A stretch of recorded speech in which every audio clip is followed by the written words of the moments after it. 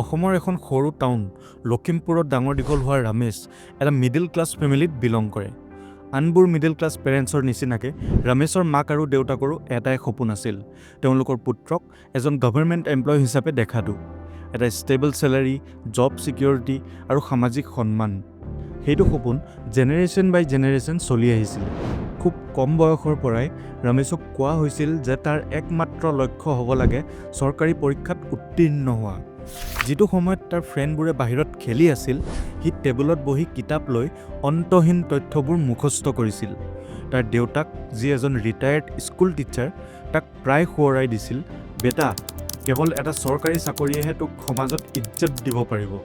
ৰমেশে graduation complete কৰাৰ পাছতে নিজকে সম্পূৰ্ণৰূপে গভৰ্ণমেণ্ট এক্সামৰ প্ৰিপেৰেশ্যনৰ বাবে সমৰ্পিত কৰিছিল। প্ৰত্যেক ৰাতিপুৱা সি 4 বজাতে উঠি পঢ়াত বহি গৈছিল। তাৰ পেৰেণ্টছে কষ্ট কৰি ঘটা পইচাই দি তাক গুৱাহাটীত কোচিঙো দিয়াইছিল। সি প্ৰত্যেকটো গভৰ্ণমেণ্ট এক্সামৰ কাৰণে এপ্লাই কৰিছিল। SSC, banking, railway, state level exam. এটাই আশা যে এদিন তাৰ নামটো মেৰিট লিষ্টত আহিব। চাওঁতে চাওঁতে 1 বছৰৰ পৰা 2 বছৰ হ'ল, 2ৰ পৰা 5 হ'ল। প্ৰতিটো ফেইলিয়াৰৰ লগতে তাৰ কনফিডেঞ্চ ভাঙি পৰিছিল। এসময়ত তাক ছাপোৰ্ট কৰা পেৰেণ্টছে এতিয়া অধৈৰ্য হৈ পৰিছিল। ৰিলেটিভছে সুধিব ধৰিলে, এতিয়ালৈকে একো হোৱাই নাইনে আৰু কিমান টাইম লাগিব। ইফালে তাৰ কিছুমান ফ্ৰেণ্ডে যি বেলেগ বেলেগ কেৰিয়াৰ অপশ্যন লৈ আগবাঢ়ি গৈছিল, যেনে business, freelancing, private sector job, সিহঁতে এটা ভাল ইনকাম কৰিবলৈ আৰম্ভ কৰিছিল। কিছুমানে বাইক কিনিছিল, কিছুমানে নিজৰ ঘৰ বনাইছিল। সিহঁতে সম্পূৰ্ণ ইণ্ডিপেণ্ডেণ্ট হৈ গৈছিল। আনফালে ৰমেশে চৰকাৰী পৰীক্ষাৰ এটা বান্ধোনত আবদ্ধ হৈ আছিল। এটা সময়ত ৰমেশে এটা সৰু বিজনেছ ষ্টাৰ্ট কৰাৰ কথা ভাবিছিল। সি অনলাইনত ৰিচাৰ্চ কৰি এটা ভাল বিজনেছ আইডিয়া পাইছিল আৰু তাৰ পেৰেণ্টছৰ সৈতে ডিছকাছো কৰিছিল।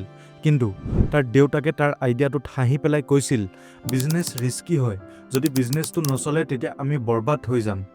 সমাজেও একে সুৰত ক'ব ধৰিলে, এটা সৰু বিজনেছমেনক কোনে ৰেচপেক্ট কৰিব, য'ত এজন গভৰ্ণমেণ্ট এমপ্লয়ক দেৱতাৰ নিচিনা পূজা কৰা হয়। ৰমেশ 30 বছৰত ভৰি দিছিল। সি এতিয়াও আনএমপ্লয়ড হৈ আছিল। তাৰ মাক দেউতাকে তাৰ কাৰণে ছোৱালী বিচাৰিবলৈ আৰম্ভ কৰিছিল।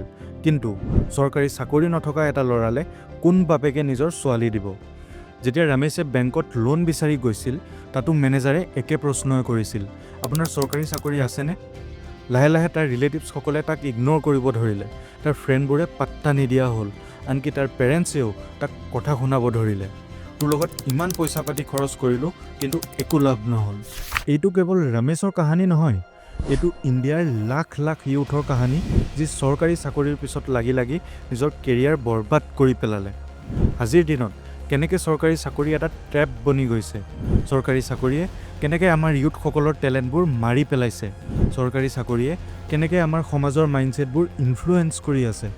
আপুনি প্ৰাইভেট জব বা বিজনেছ কৰি মাহে লাখ টকা ইনকাম নকৰক কিয়, কিন্তু সমাজত সদায় সৰু সুৰা ক্লাৰ্কৰ চাকৰি কৰা এজন গভৰ্ণমেণ্ট এমপ্লয়েহে ৰেচপেক্ট কিয় পায়? আজিৰ এই ভিডিঅ'টোত জানিবলৈ চেষ্টা কৰিম। চ' ভিডিঅ'টো শেষৰলৈকে চাব। आपने जब तैयारी शुरू करी थी इस परीक्षा की, आप कितने साल के थे? उस समय हम मतलब कि 19 साल के थे। और अभी तो 27 साल हो रहे हैं। जिंदगी में सारी चीज़ छूट गया सर, घर परिवार रिश्तेदार सारे छूट गए। बहुत संघर्ष से पढ़ा हूँ, ट्यूशन पढ़ा के मैं 2012 से ट्यूशन पढ़ा के अभी तक मैं पढ़ाई किया हूँ।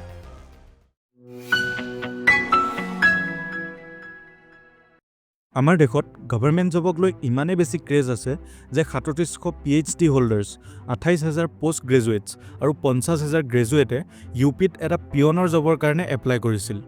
এবাৰ ভাবি চাওকচোন, প্ৰায় 80,000 ছুপাৰ কোৱালিফাইড মানুহে এটা এনেকুৱা জবৰ কাৰণে এপ্লাই কৰিছিল, যোনটোৰ কাৰণে কেৱল 5 পাছ হোৱা দৰকাৰ আছিল। এয়া ৱেষ্টেজ অফ টেলেণ্ট, স্কিলছ আৰু ডিগ্ৰী নহয়নে? তেওঁলোকৰ মতে গভৰ্ণমেণ্ট এক্সামৰ পিছত লাগি লাগি তেওঁলোকৰ এতিয়া এনেকুৱা অৱস্থা হৈ গৈছিল যে জাষ্ট ছাৰ্ভাইভ কৰিব পৰাকৈ তেওঁলোকক এটা ইনকাম লাগে। আৰু যেতিয়া কথা ছাৰ্ভাইভেলৰ ওপৰত আহি যায়, মানুহে যি টি কৰিব পাৰে। এনেকুৱা এটা দুটা নহয়, কেইবাটাও নিউজ দেখিবলৈ পাব।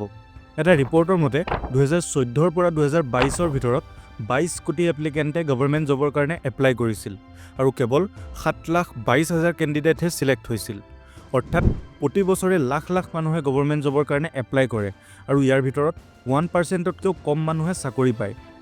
মানুহে ভালদৰে জানে এটা চৰকাৰী চাকৰি পোৱাটো কিমান টান, হ'লেও তাৰ পাছত লাগি লাগি নিজৰ মূল্যৱান বছৰবোৰ কিয় নষ্ট কৰে? যোৱা কেইবছৰমানৰ পৰা এটা নতুন ট্ৰেণ্ড চলি আছে, UPSC। মেক্সিমাম ইউথ এবাৰ UPSC এক্সামৰ পিছত দৌৰিবলৈ আৰম্ভ কৰি দিলে। যাকে সুধিব কেৱল এটাই উত্তৰ পাব, UPSC কোচিং কৰি আছোঁ বা UPSCৰ কাৰণে প্ৰিপেয়াৰ কৰি আছোঁ। এই UPSCৰ ৱেবটো ছাডেনলি ক'ৰ পৰা আহিল? আপুনি এবাৰ ইউটিউবত গৈ UPSC মটিভেশ্যন বুলি ছাৰ্চ কৰকচোন, হাজাৰ হাজাৰ ভিডিঅ' ওলাই যাব। ইণ্টেন্স মিউজিক বেকগ্ৰাউণ্ডত লগাই, ৰঙা লাইট জ্বলা লাক্সাৰী গাড়ী, ছানগ্লাছ লগাই এটিটিউডত এজন IAS অফিচাৰ নামি আহিছে। 10জন পুলিচ অফিচাৰে চেলিউট মাৰিছে। আৰু কেইজনমান ৰিয়েল IAS অফিচাৰৰ ব্লগো পাই যাব, য'ত তেওঁলোকে কোনোবা অফিচত গৈ এজন এমপ্লয়ক ধমকি দিছে, গালি পাৰিছে। এয়াই নেকি UPSC মটিভেশ্যন? যিসকলে UPSCৰ এক্সামৰ পিছত লাগি আছে, সঁচাকৈ তেওঁলোকৰ সপোন এজন চিভিল ছাৰ্ভেণ্ট বনি পাব্লিকৰ সেৱা কৰা হয়নে? সঁচাকৈ দেশৰ কাৰণে কিবা ভাল কৰা হয়নে? নহয়, মই সকলো একেই বুলি কোৱা নাই। কিছুমান আছে যি সঁচাকৈ এজন ভাল চিভিল ছাৰ্ভেণ্ট বনি পাব্লিক আৰু দেশৰ কাৰণে কিবা কৰিব বিচাৰে। কিন্তু মেক্সিমামে কিয় UPSC ক্লিয়াৰ কৰিব বিচাৰে? কাৰণ তেওঁলোককো ৰঙা লাইট জ্বলা গাড়ীত ঘূৰিব লাগে। কাৰণ তেওঁলোকেও বিচাৰে 10জন পুলিচ অফিচাৰে তেওঁলোকক চেলিউট মৰাটো। কাৰণ তেওঁলোকেও বিচাৰে ছ'চাইটিয়ে তেওঁলোকক ৰেছপেক্ট কৰাটো। অৰ্থাৎ তেওঁলোককো সেই কল মটিভেশ্যনেল ভিডিঅ'বোৰত দেখুওৱা নিচিনা লাইফষ্টাইলটো লাগে, পাৱাৰ লাগে, যাতে তেওঁলোকেও শ্ব' অফ কৰিব পাৰে। আজিৰ দিনত UPSC এটা ষ্টেটাছ চিম্বল বনি গৈছে। ইউথসকলে তেওঁলোকৰ লাষ্ট এটেম্পটো দিয়াৰ পাছতহে ৰিয়েলাইজ কৰে যে তেওঁলোকে এটা এনেকুৱা বস্তুৰ পিছত লাগি লাগি তেওঁলোকৰ জীৱনৰ মূল্যৱান বছৰবোৰ নষ্ট কৰি দিলে, যিটো তেওঁলোকৰ আচল সপোন নাছিলেই। কিন্তু তেতিয়ালৈকে বহুত দেৰি হৈ যায়। ইউথসকলেও এইটো কথা ভালকৈ জানে, সকলোৱে চৰকাৰী চাকৰি পোৱাটো সম্ভৱ নহয়। 100জনৰ ভিতৰত হাৰ্ডলি 5জনেহে পাব। কিন্তু হ'লেও তাৰ পাছত লাগি কিয় থাকে? কাৰণ কাইলৈ যেতিয়া আপুনি এজনী ছোৱালী চাবলৈ যাব, ছোৱালীৰ দেউতাকে সুধিব চৰকাৰী চাকৰি আছেনে? যদি নাই ফুট ইয়াৰ পৰা। কাইলৈ যেতিয়া আপুনি বেংকত লোন ল'বলৈ যাব, মেনেজাৰে সুধিব চৰকাৰী চাকৰি আছেনে? যদি নাই ফুট ইয়াৰ পৰা। কাইলৈ যেতিয়া আপুনি এখন দোকানত বাকী বিচাৰি যাব, দোকানীয়ে সুধিব চৰকাৰী চাকৰি আছেনে? যদি নাই ফুট ইয়াৰ পৰা। এইটো কেৱল ইউথসকলৰ ভুল নহয়, আমাৰ পেৰেণ্টছ, ৰিলেটিভছ আৰু ছ'চাইটিয়ে এনেকুৱা এটা মাইণ্ডছেট লৈ বহি আছে যে চৰকাৰী চাকৰি নহ'লে লাইফটো নচলিবই। দেশ বহুত আগবাঢ়ি গ'ল, কিন্তু আমাৰ ছ'চাইটিৰ মাইণ্ডছেট সেই আগৰ দিনতে আটকি আছে। আগৰ দিনৰ কথা বেলেগ আছিল। 100জনৰ ভিতৰত হাৰ্ডলি 2-3জন মানুহ গ্ৰেজুৱেট হয়। কেণ্ডিডেটতকৈ ভেকেঞ্চি বেছি থাকে। কিন্তু আজিৰ দিনত হাৰ্ডলি 2-3জন মানুহ ওলাব যি গ্ৰেজুৱেট নহয়। ইমানেই বেছি কম্পিটিশ্যন যে 1000টা পোষ্টৰ কাৰণে লাখ লাখ কেণ্ডিডেটে এপ্লাই কৰে। তেনেস্থলত আমাৰ পেৰেণ্টছ, ৰিলেটিভছ আৰু ছ'চাইটিয়ে বুজিব লাগিব আৰু একচেপ্ট কৰিব লাগিব যে সকলোৱে চৰকাৰী চাকৰি পোৱাটো সম্ভৱ নহয়। আৰু ইউথসকলৰ দায়িত্ব তেওঁলোকক বুজোৱাটো। মই এইটো কোৱা নাই যে আপুনি চৰকাৰী চাকৰিৰ কাৰণে ট্ৰাই নকৰিব। ট্ৰাই কৰক, 1 বছৰ দিয়ক, 2 বছৰ দিয়ক, কিন্তু তাতকৈ বেছি নহয়। যদি ক্লিয়াৰ হৈ যায় তেতিয়া জীৱনটো এনজয় কৰক, আৰু যদি নহয় তেতিয়া বেলেগ কেৰিয়াৰ অপশ্যন চুজ কৰি আগবাঢ়ি যাওক। নতুন নতুন স্কিলছ শিকক, যেনে digital marketing, AI, content creation, video' editing. আপুনি আচৰিত হৈ যাব, এবাৰ নেটত গৈ ছাৰ্চ কৰক, এজন ভিডিঅ' এডিটাৰে এটা ভিডিঅ' এডিট কৰি দিয়া হৈ লাখ টকালৈকে ডিমাণ্ড কৰে। এই ছ'চিয়েল মিডিয়া যুগত এজন ভিডিঅ' এডিটৰক কিমান ইম্পৰ্টেঞ্চ বুজি পাইছে চাগে। যদি এইবোৰ শিকিব মন নাই, তেতিয়া আপুনি নিজৰ বিজনেছ ষ্টাৰ্ট কৰিব পাৰে। এতিয়া আপোনাৰ মাইণ্ডত এটা প্ৰশ্ন আহিব, বিজনেছৰ কাৰণে লাগে ইনভেষ্টমেণ্ট ক'ৰ পৰা আহিব? চৰকাৰে আমাক বহুত সুবিধা দি থৈছে, কিন্তু আমি লাভহে উঠাব পৰা নাই। Prime minister's employment generation programme, চমুকৈ pmegp। এই স্কিমটোৰ আণ্ডাৰত চৰকাৰে যিসকলে নিজৰ বিজনেছ ষ্টাৰ্ট কৰিব বিচাৰে তেওঁলোকক 25 লাখ টকালৈকে লোন দি আছে। এই স্কিমটোৰ ভাল কথা এইটোৱে যে ইয়াত চৰকাৰে আপোনাক ছাবচিডিও দিব।